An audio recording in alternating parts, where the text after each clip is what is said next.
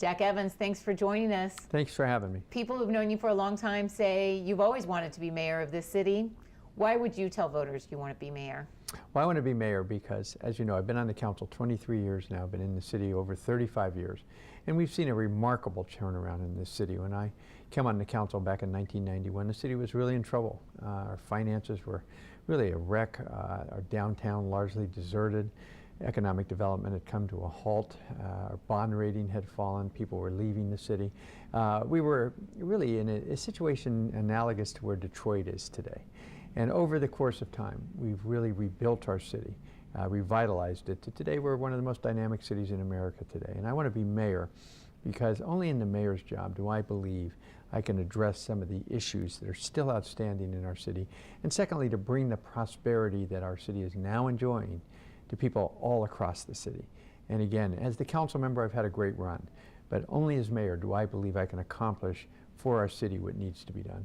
So give us some of the ways that you would do that you would create more jobs for more people throughout the city and not just in pockets of the city. Well, there are really 4 areas I want to focus on. And again, schools being one, crime, because we've seen a spike in that lately, affordable housing, which is really critical, and jobs, which you just mentioned. And I'll start with jobs. And it's something that I have done so efficiently and well throughout my career here. And I would say nobody running for mayor, including the current mayor, has created as many jobs in our city as I have.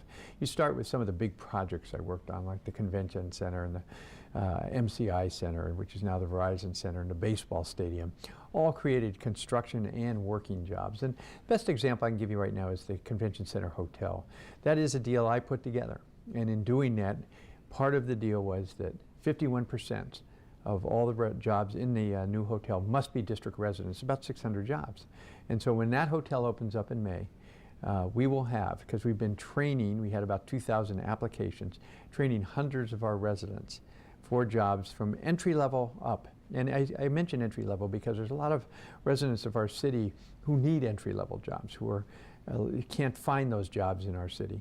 And 600 district residents will be employed come May who didn't have jobs before. Just one example of many that I would do as mayor to get our residents back to work. It was a fierce fight over the minimum wage here in the city, and as you know, Barbara Lang, the outgoing president of the DC Chamber of Commerce, has expressed a great deal of concern that DC is sending closed for business signals to businesses that want to locate here in terms of those that would need to hire minimum wage workers, and that we're giving the advantage especially to Virginia, now that Maryland may be looking at raising their statewide minimum wage. What do you say to those who say DC, starting with minimum wage, we'll get to taxes and other things you've talked about, but starting with minimum wage, DC is not the place to open a business? Well, I believe you're seeing a nationwide approach to raising the minimum wage. It's a bill before Congress, the president supports it, and I think you're going to see a trend across the country on a state-by-state basis of raising the minimum wage. The $7.25 is just way too low. Ours was $1 above it at $8.25, and even that's too low in today's world. So yes, Virginia is going to always be a problem. They are take a different approach. They're going to probably keep their minimum wage down, and a business that really wants to employ people at minimum wage probably won't come here because of that. But we will encourage businesses to come here for other reasons, and I believe we can compete successfully with Maryland and Virginia, even if our minimum wage is a bit higher. So why is it that you think that when some of the big companies look at relocating here, they don't really look at DC proper, from Hilton to defense contractors? It's really Virginia and Maryland that seem to be in the game when it comes to attracting corporate headquarters. Why wouldn't big corporations want to have the nation's capital as their headquarters? Well, I would say it's really a twofold problem. First is the tax right out of the box. Our corporate income tax stands at 9.975%. It's the highest in the region by far, and the second highest in the nation. So when you compare that unfavorably with Virginia, who sits at 6%, that's almost a full 4% higher. And so when the Northrop Grummons and the General Dynamics, both of who I dealt with, and the Hiltons look to locate to the region, they see that 4% and say, no, we're just going to go to Virginia. And even Maryland has raised their corporate tax rate now, so it's below ours, but not competitive again with Virginia. So that's why, as part of the Tax Review Commission that Tony Williams put together, that I put together and Tony Williams chaired, we're looking at lowering that tax to be more competitive. But this is a fight you've been fighting for years. What makes you think you can do anything about it? I think there's two reasons we can do something about it. One, because it is a recommendation of the Williams Tax Commission, and that was a group of, a whole dispirited group of different people. And for him to come forward with that, I think gives it a lot more credibility. And secondly, we have the money. We just realized a $139 million revenue increase. And I sent a letter to both the mayor and the chairman saying, we should use this money, which is found money, to lower those taxes, because it'll never come again that we can do this. So I think we have a chance this time. You know, a lot of people say that the surplus is very much needed for city services. I was with my own sons walking through downtown DC last night, and they were concerned by the number of homeless people that they saw walking through this city. A lot of people say that those taxes are needed, and that the homeless problem has only grown under Mayor Gray. You have been criticized for not, in some people's words, being sympathetic enough to the problem of providing low-income housing. What do you say to your critics on that front? Oh, I would totally disagree with that. And my critics, you know, just fail to recognize the dedication I've given to affordable housing. I was, along with Councilmember Fenty and Mayor Williams, the former of the Housing Production Trust Fund. We put that together and then funded it with a dedicated funding source. Again, my idea, using the deed and recordation tax, and then when the deed and recordation tax declined because of the slowdown in the economy, I mandated that money needed to be put in above that level. And today we have $187 million being put into the fund this year, and that will produce affordable housing all across the city. And I think people just fail to recognize the role I played and continue to play in the creation of affordable housing. And it's not just the government doing it. It's every development project I put together that involves the government and the private sector mandate that the private sector must produce 35, maybe up to 50% of their units in affordable housing. And then you go beyond that. I was the proponent on the council to extend rent control for 10 years, so our tenants in the city are protected. And beyond that is the property tax relief that I have garnered, not for just for our residents, but even for our seniors. The bill Anita Bonds originally introduced that I moved through my committee and now the council has passed. And that bill says that if you are 70 years and older, have lived in the city 15 years, and earn less than $60,000, you don't pay any property taxes at all. So these are all components of the approach I've taken to make this a city affordable for everyone. You were on the attack against some of your opponents recently at the debate that News Channel 8 hosted, telling Tommy Wells that other members of the council don't like him. His defenders say that's because he's tried to get tough with the kind of pay-for-play campaign donations that are seen as necessary for developers here in Washington, D.C.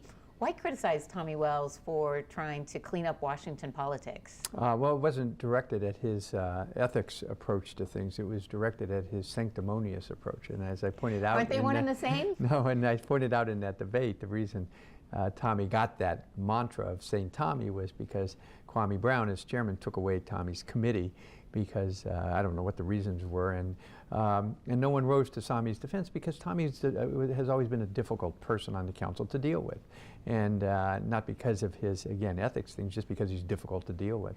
And as a consequence, when nobody rose to his defense, his local newspaper, the Hill Rag, anointed him as St. Tommy. And as I said to him, it wasn't because of your ethics approach, because just nobody liked you. You did not sharply go after Mayor Gray in that debate, and throughout the campaign you have not been a critic of the mayor.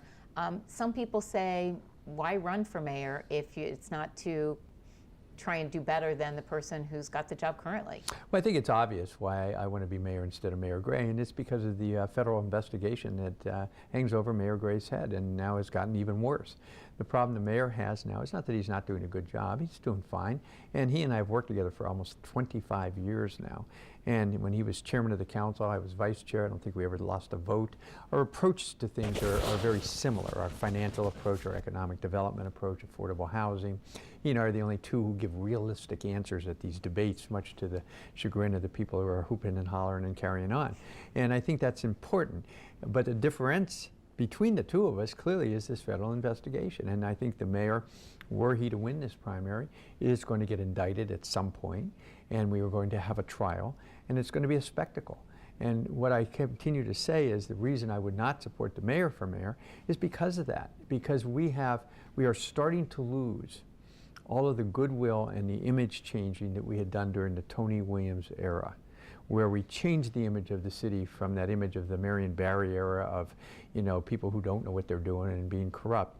And now, during the Fenty era, we started to slide back because of his antics. And now with Vince in his troubles, people are again looking at the District of Columbia like a city that is ungovernable. And I think that's just tragic for us. So that's why I want to be mayor. And we need, Rebecca, someone in this transition period, because we are facing a crisis here. Who knows what they're doing? It's when John Wilson stepped up when Marion got arrested, or when Charlene Jarvis stepped up when Dave Clark died.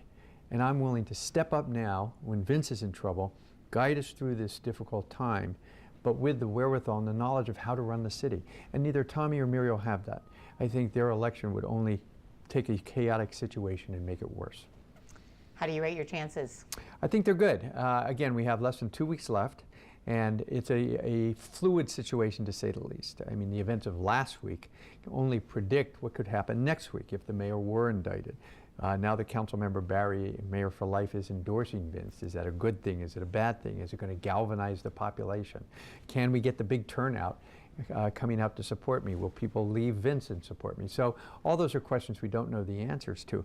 But as I present myself again to the public, I am the one with the knowledge, the experience, the skill set to run this city today. And when I point that out to people and I say, look at Tommy, look at Muriel, no one believes they can be mayor today. The uphill learning curve is going to be enormous. They're going to have to rely on cadres of advisors, something I don't have to do. And so if Vince is unable to be mayor because of the challenges he faces, which I believe he is unable to do that, I become the best choice. You've talked to him privately. Have you told him privately it's time for him to get out of the race? No, I have not, and I haven't talked to him privately in a long time. Again, we see each other at the forums and are friendly and continue to work together on issues, but no, I have not discussed the election with him. Jack Evans, good luck as the race continues. Oh, well, thank you so much. Thanks for joining us. No, thank you for having me. That's great.